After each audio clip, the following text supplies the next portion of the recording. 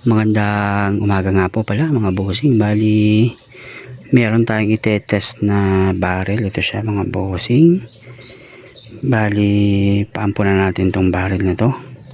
Ito ay 24 inches na brass barrel yung loob.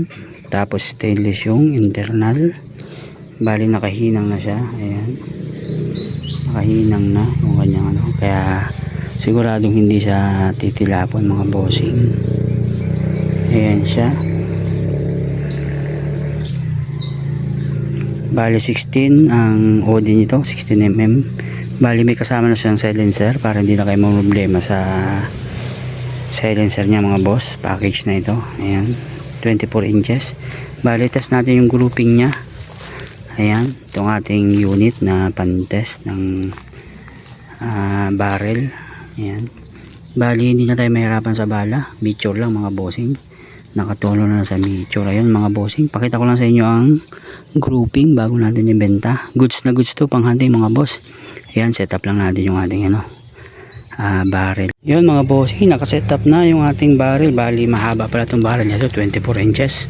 Gaya lang nasabi natin. Ayun, sound check natin mga boss bago natin i-group test. Yun, tahimik na. Tested na natin yung silencer natin.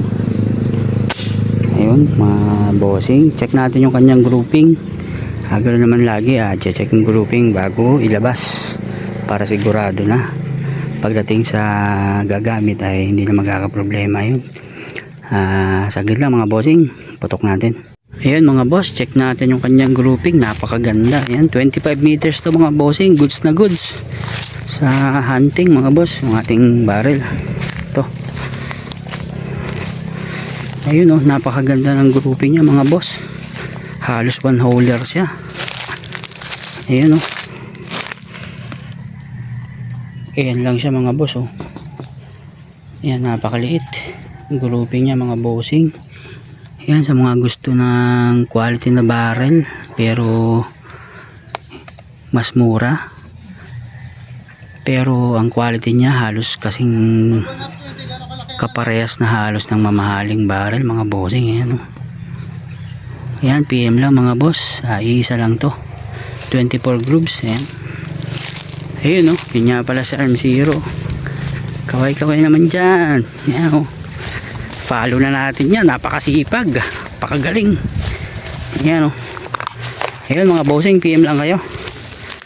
At mapapasa nyo na itong barrel na goods pang hunting kesa makikipagsapalaran tayo dun sa hindi pa tested.